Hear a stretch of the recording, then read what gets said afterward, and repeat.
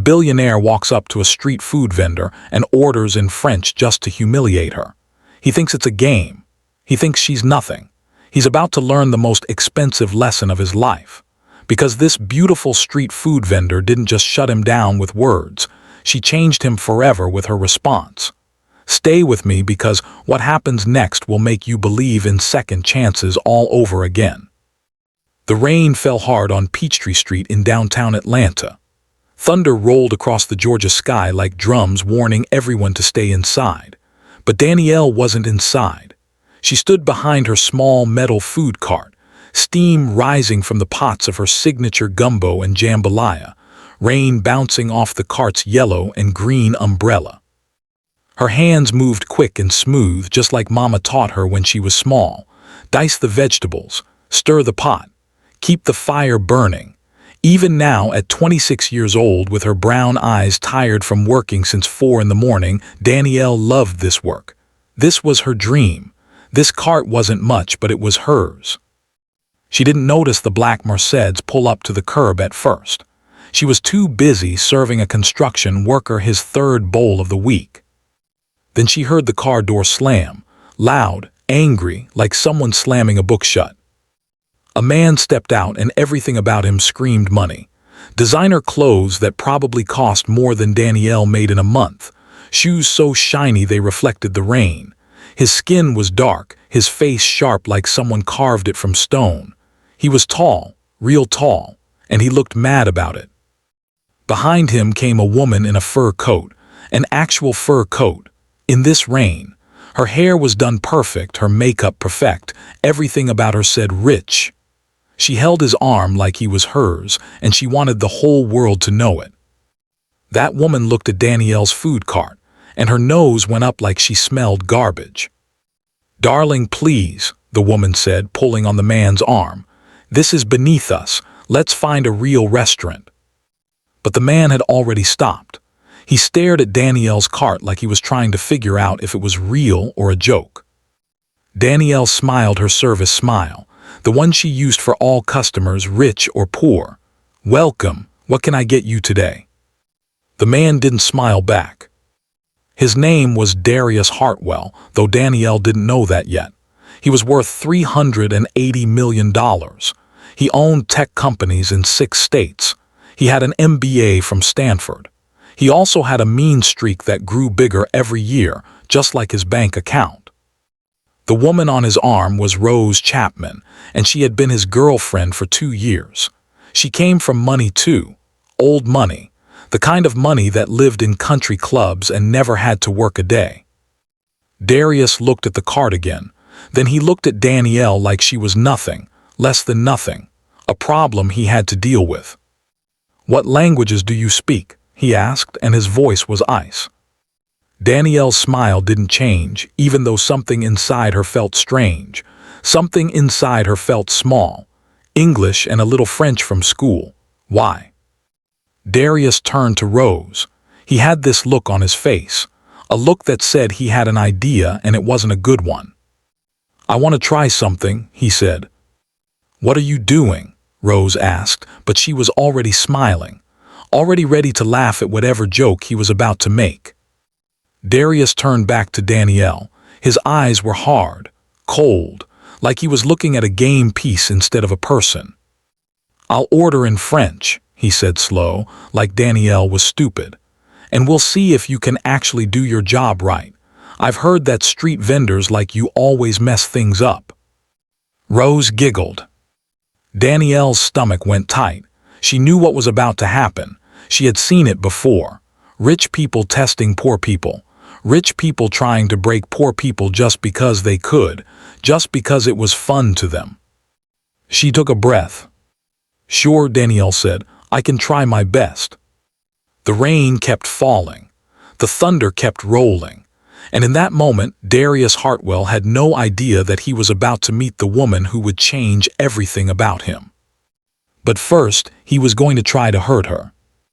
If you haven't already, please hit that subscribe button right now and turn on your notifications, so you never miss another story like this. Darius stepped closer to the cart. He made sure Rose could see everything. He made sure Danielle could see that he wanted her to know this was on purpose. "Je veux quelque chose d'authentique," he said in French. His accent was perfect. He had studied in Paris for a semester in college. "Quelque chose de vraiment bon, pas comme votre pitiable chariot de roue, sois honnête, c'est impossible, n'est-ce pas?" Translation: I want something authentic, something really good, not like your pathetic street cart. Be honest, it's impossible, isn't it? He said it with a smile, cold, mean. Rose laughed. She laughed loud and mean, and the sound made people at other tables look over. Danielle felt her face get warm. She felt that feeling start in her stomach, that feeling like she wanted to cry or scream or both, but she didn't. She had learned a long time ago that showing rich people your pain just made them mean harder. She was about to speak. She was about to say something nice and professional, the way Mama taught her, the way she had been taught to survive. But then something strange happened. Danielle tilted her head, and a slow smile spread across her face. It wasn't a fake smile. It wasn't a service smile. It was real. It was almost like she heard something funny in what he just said. "Oh, honey," she said. Her voice was smooth like butter. "You think that was insulting?" Darius's cold look got colder. "I'm sorry." Danielle leaned on her cart. She looked right at him. "Your accent is nice and all," she said. "But your grammar, baby, it's terrible. You said you wanted something authentic, something really good, not like my pathetic street cart. But then you said it's impossible for me, right? You know what that means. That means you're saying my impossible cart is also real and authentic. So you really just gave yourself away. You admitted my cart is authentic. You admitted I can do it." She paused. "Also," Danielle continued, "you should have said sois honnête to someone you really know. You don't say that to someone you just met. It's rude in French, more rude than in English. So really, honey, you just walked up here and gave me compliments while being rude about it. You played yourself." Rose's laugh stopped. Darius's face went still. Danielle was still smiling. "Now what would you like to order? And please use English. I promise you'll sound better." For a second nothing happened. Just rain and thunder and a moment that felt like it could go either way. Mean or something else. Breaking or something else. Then Darius did something he hadn't done in years. He smiled. Not a cold smile, not a mean smile, a real smile, the kind that made his whole face change, made him look young instead of hard. "I'll take the gumbo," he said, and his voice sounded different now, softer, "the best you have." Drop a comment below and tell me, did you see that coming? Did you think Darius was going to keep being mean, or did you know something was about to change? Danielle handed him the bowl. It was full of her special gumbo, dark roux, andouille sausage, okra, bell peppers, shrimp. Steam came up off it. She had made this gumbo at 4 in the morning, just like she made it every morning. Every ingredient picked perfect, every measurement right. She had been perfecting this recipe for 3 years. Darius took the bowl. He paid her $50 for something that cost 10. He didn't ask for change. He didn't look at Rose. He just walked to a nearby bench, sat down, and started eating. Rose stood there with her mouth open, actual shock on her face. Her perfect makeup couldn't hide it. "Darius," she called after him. "Darius, we're going to be late." He didn't answer. He just kept eating. And eating. And eating. When the bowl was empty, there was nothing left, not even broth. He sat there with the empty bowl in his hands, and he just looked back at the food cart, looked at Danielle. She was watching him. She had other customers, but she was watching him. Their eyes met for a second. And everything changed in that second. Darius stood up. He walked back to the cart. "Another one," he said. Rose's face went red. "Are you kidding me right now? We have the Chandler's party in 30 minutes. You're supposed to have a suit fitted. You're supposed to." "Rose," Darius said, and his voice was gentle but hard at the same time. "I don't care about the Chandler's party." He had never said that before. In 2 years, Rose had gotten used to being first, or at least she thought she had. Rose's eyes got wet, but not sad wet, angry wet. Are you serious? Over some street food, over some poor girl in her cart? Danielle felt her face get hot again, but this time it was different. This time it wasn't shame. This time it was anger, clean anger, right anger. That's enough, she said. She said it quiet, but her voice cut through the rain. Both of them looked at her. I don't know you, Danielle said to Darius.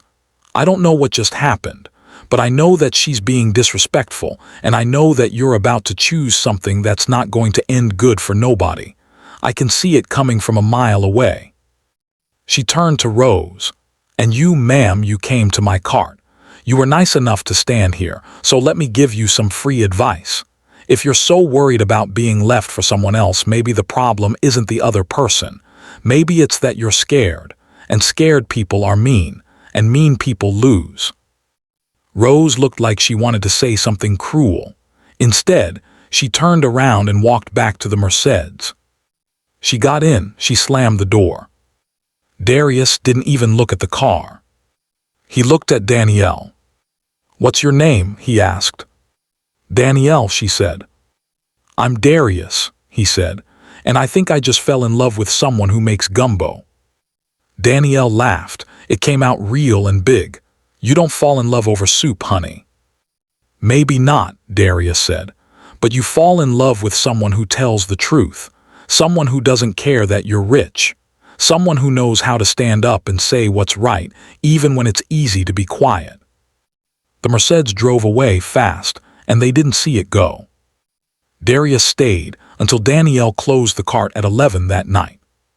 He asked her questions. What's your story? Where are you from? Why do you sell food on the street? What do you dream about? And Danielle answered. She was from Alabama, from a small town where her parents worked in a textile factory until the factory closed. They had sacrificed everything to send her to culinary school. She wanted to open a real restaurant someday. Not a fancy place, but a place where people could eat good food and feel loved.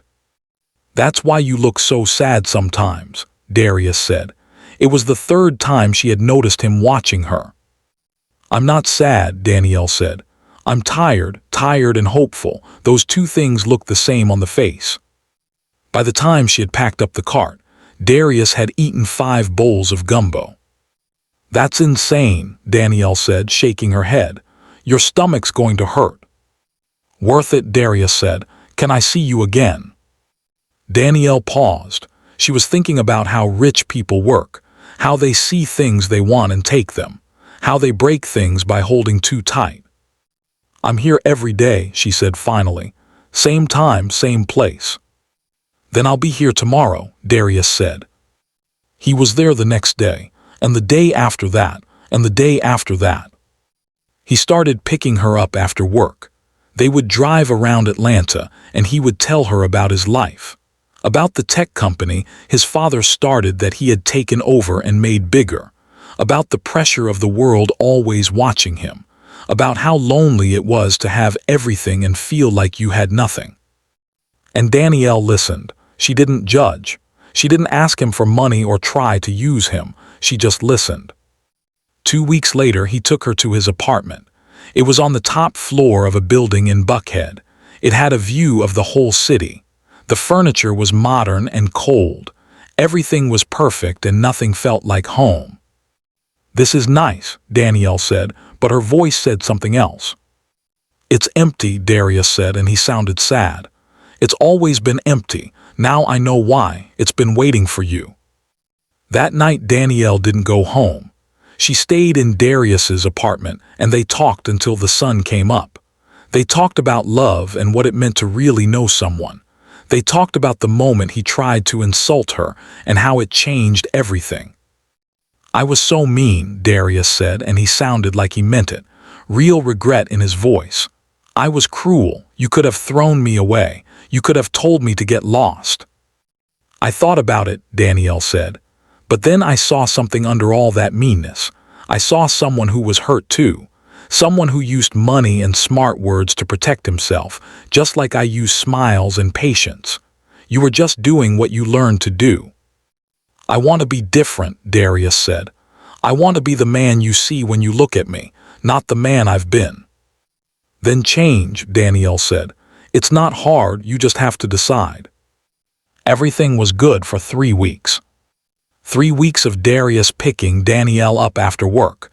3 weeks of him learning to cook with her in his big apartment kitchen. 3 weeks of him being different, softer, real. Then the world found out. It started with a photograph. A paparazzi picture of Darius and Danielle walking through Piedmont Park together, his hand on her back, both of them laughing. It was in the Atlanta Journal-Constitution the next morning.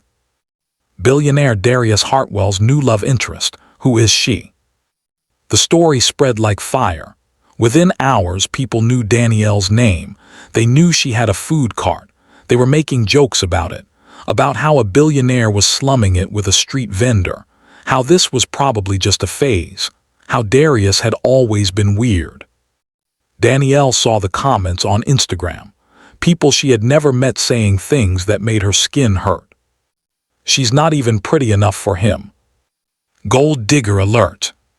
This won't last a week. What's wrong with his real friends? She's going to pull him down. Darius called his mother that day. His mother lived in a big house in Druid Hills. She had married up from money to more money. She had never worked a day in her life. She had opinions about everything, especially her son's choices.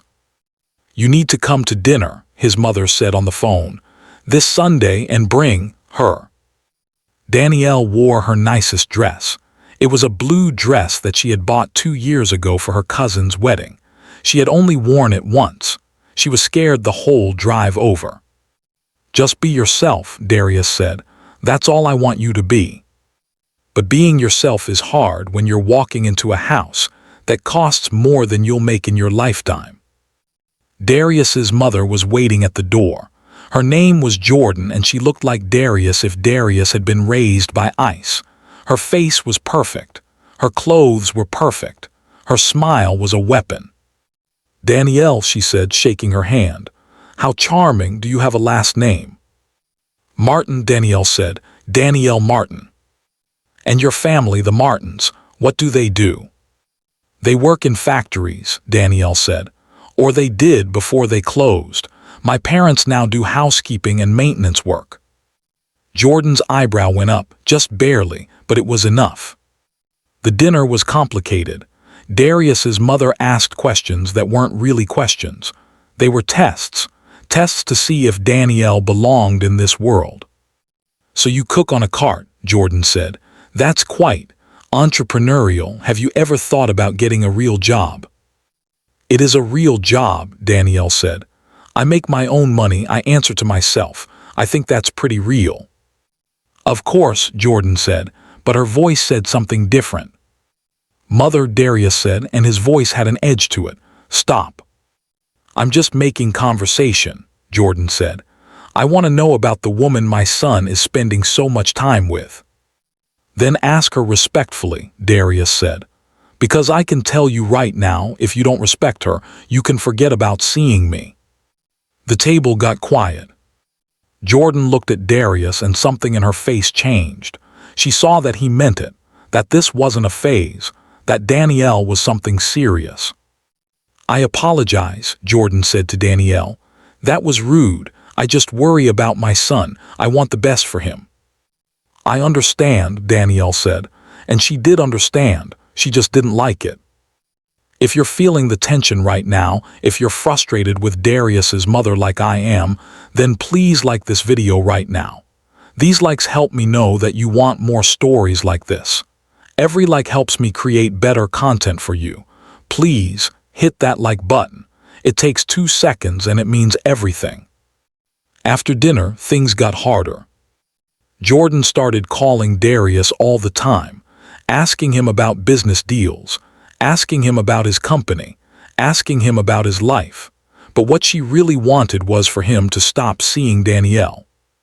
She's not ready for this world, Jordan said on one call that Danielle heard him take in the living room.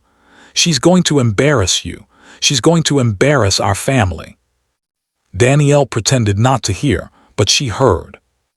One day Danielle saw Rose at a grocery store. Rose was with a man that Danielle didn't recognize. Rose looked good.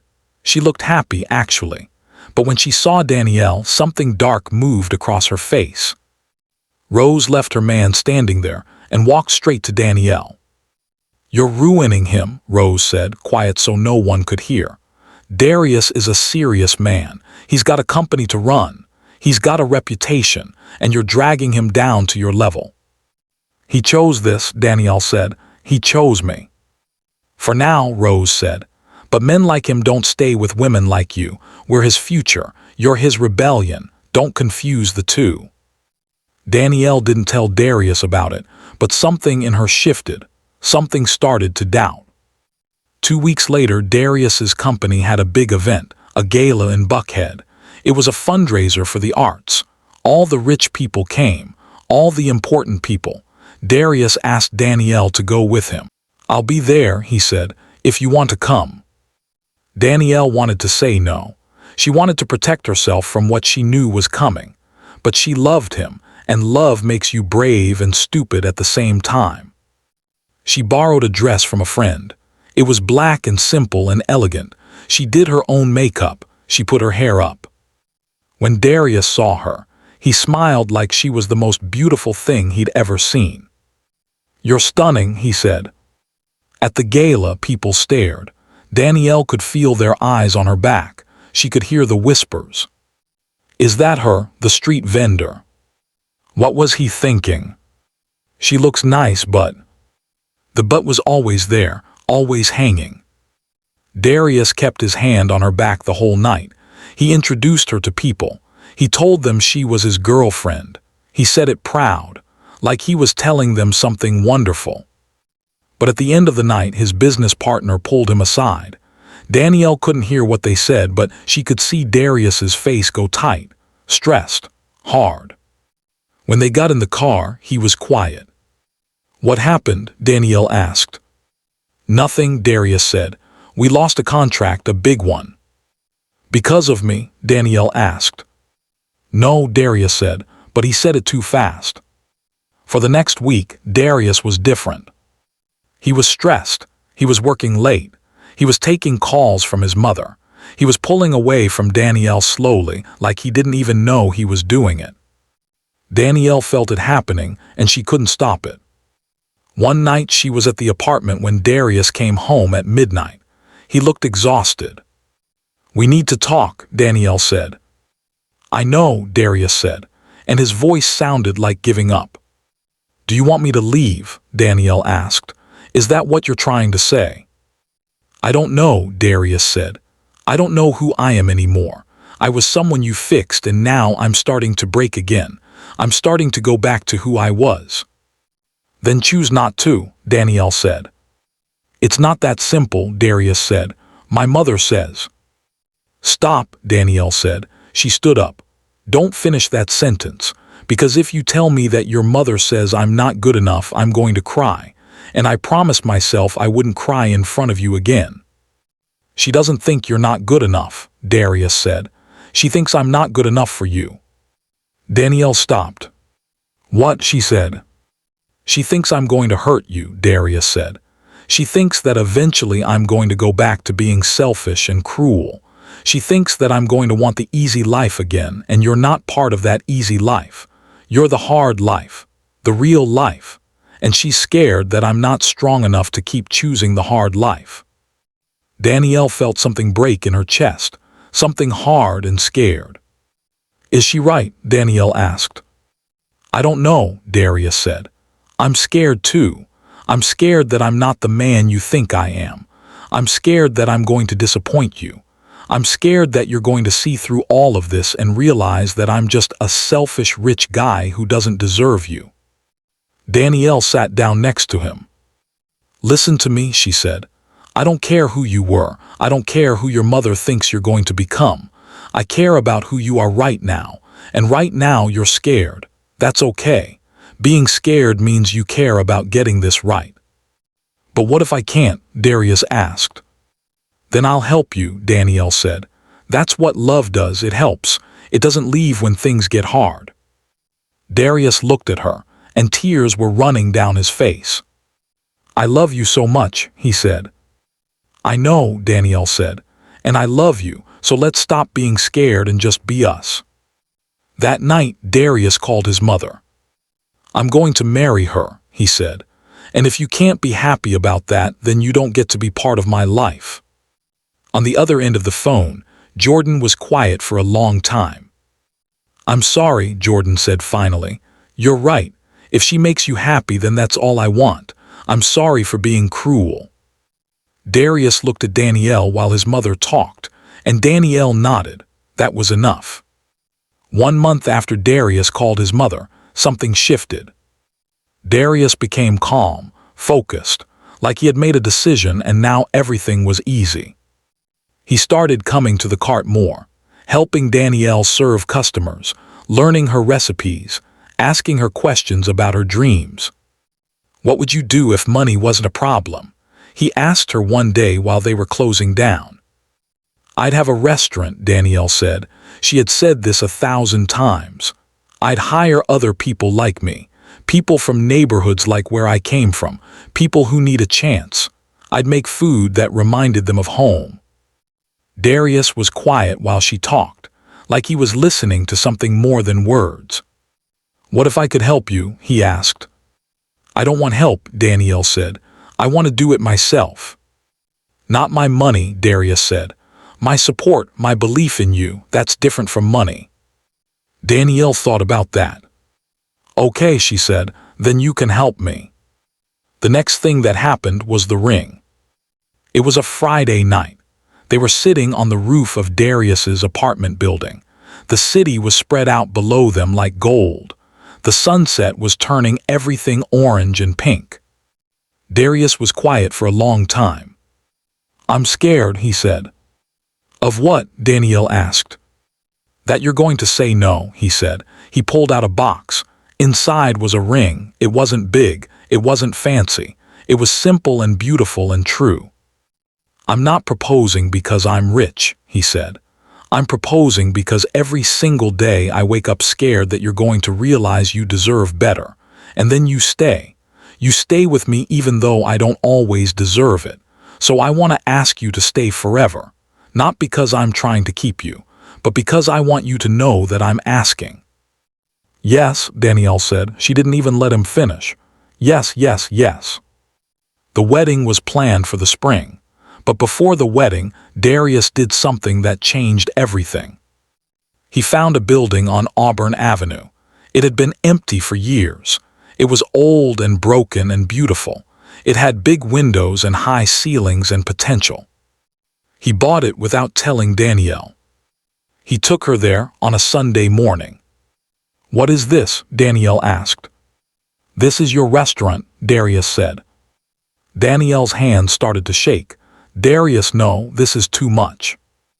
It's not a gift, Darius said. It's an investment in you, in your dream. The building is yours, but the restaurant has to be yours to run. Your vision, your food, your rules. I'm just the person who believed you when you believed yourself. It took 4 months to renovate. Danielle was there every single day. She helped with the design. She picked out tables. She designed the menu. She created something that felt like home. She named it Samuel's Table, after her grandfather who had taught her the first recipe she ever learned. The grand opening was the week before the wedding. People came from all over Atlanta, people who remembered the food cart, people who had eaten her gumbo on rainy days, people who had seen her stand up to a mean rich man and win. And people came because they wanted to see what love had built. Danielle stood in her kitchen and cried. She was standing in her own restaurant. She was making her own food. She was building her own future. That night, Darius found her in the kitchen. She was making gumbo at midnight, just like she always did when she was thinking. Are you happy? He asked. I'm terrified, she said. What if I fail? What if this doesn't work? Then you try again, Darius said. That's what brave people do. They fail and try again, that's the whole thing. The wedding was small and beautiful. They got married on a Saturday in spring. The weather was perfect. There were flowers everywhere, the kind of flowers that grow in Georgia dirt and don't need much help. Danielle wore a dress that her mother made. It wasn't a designer dress. It was made with love and careful stitches. It was made by hands that had worked hard their whole life. Darius wore a suit that fit him perfect, but when he saw Danielle, he took it off and just wore his shirt and tie, because he wanted to be comfortable, because he wanted her to know that he wasn't pretending anymore. 50 people watched them get married. Her family, his family, people from the neighborhood, people from the food cart days. When they said their vows, Darius went first. I used to think that being rich meant being right, he said. I thought that money made me better than people. But then I met you, and you made me realize that the only thing money makes you is lonely. You taught me what it means to work for something, what it means to care about something bigger than yourself. You taught me what real strength looks like, and I'm going to spend the rest of my life trying to be worthy of that lesson. Then Danielle spoke. I used to be scared of people like you, she said. Scared that money meant cruelty, scared that rich people couldn't be real, but you showed me that anyone can change. Anyone can choose to be better. You showed me that a moment can change everything, that one conversation can turn your whole life around. I love who you are now. I love who you're becoming, and I love the man you're going to be. They kissed while everyone cheered. Rose didn't come. She was married now to a man from Texas. They had 2 kids. Last Danielle heard, she was happy. She had finally found someone who was just as cold as she was, and that made them equal. That made it work. Jordan cried at the wedding. She cried because she saw her son had become someone real, someone true, someone who had chosen love over everything else. 1 year after the wedding, Danielle was pregnant. Darius was there for everything. The ultrasounds, the morning sickness, the cravings at 3 in the morning when Danielle wanted her own gumbo in the middle of the night. Samuel's table was thriving.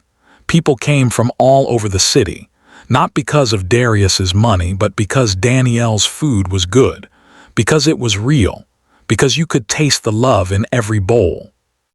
One night, when Danielle couldn't sleep, she went down to the restaurant kitchen. She was making gumbo at midnight because that's what her body wanted. Darius came down and found her there. He had learned to follow her to the kitchen when she was thinking. Can't sleep, he asked. Baby's kicking, Danielle said, keeping me awake, and I have things I need to figure out. Like what? Darius asked. Like how I got here, Danielle said. Like how I went from standing in the rain with a food cart to having a restaurant and a husband and a baby on the way. How did that happen so fast? Darius put his hand on her belly. He felt the baby move under his hand and his whole face changed, like he was falling in love all over again. It happened, he said, because you stood up to me, because you didn't let me be mean, because you believed that I could be better even when I was trying so hard to be worse. That's how it happened. Danielle leaned into him. I was so scared, she said. I was so scared that you were going to leave, that you were going to get tired of slumming it with me. That's not what this is, Darius said. That's not what you are. You're my life. You're my reason. You're everything. They stood there in the kitchen, under the warm lights, with the baby kicking and the smell of gumbo filling the air. And Darius thought about that day on Peachtree Street, that day when he tried to be mean, that day when everything changed because a woman stood up to him with grace instead of anger. He thought about how one moment, one decision, one conversation can change your whole life. He thought about how being rich doesn't mean anything if you're alone. He thought about how the best things in life come when you stop trying to control them and start trying to earn them. He thought about how luck is really just meeting the right person at the right moment, and then having the courage to change. Danielle turned around and kissed him. And in that moment, everything was perfect. Not because life was easy, but because they had chosen each other. Every single day, they chose each other. Here's what I want you to know from this story. It's not about money. It's not about rich people or poor people. It's about the choices we make every single day. Darius had everything, and it didn't matter because he had built walls. He had used his money like a weapon. He had made himself small and mean even though he was big and powerful. Danielle had nothing, and it mattered because she chose to be kind anyway. She chose to stand up for what was right even when it was hard. She chose to believe that people could change. Money doesn't change you, choices change you. If you're watching this and you feel like you're like Darius, like you're mean because you're scared, like you use your power to hurt people, know this, you can change. Right now, today, all you have to do is decide. And if you're like Danielle, if you're standing in front of rich people or powerful people and you feel small, know this. You're not small. You're not less. Your heart is worth more than their bank account. Your character is worth more than their clothes. Always stand up. Always tell the truth. Always believe that people can be better. Because sometimes they will be. And sometimes one person telling the truth will change everything. The real message here is this. Love changes people, not punishment, not laws, not money. Love changes people, real love. The kind where someone sees you at your worst and decides you're worth saving. That's what Danielle gave Darius. Not a second chance because he asked for one, but a second chance because she saw something in him worth saving. And that's what real love does. It saves people. It changes them. It makes them want to be better. So if you have someone in your life who sees the best in you, hold them tight. Don't let them go, because that person is rarer than diamonds. And if you are that person for someone else, know that you're doing something beautiful. You're changing someone's life just by believing in them. That's the real magic. That's the real power.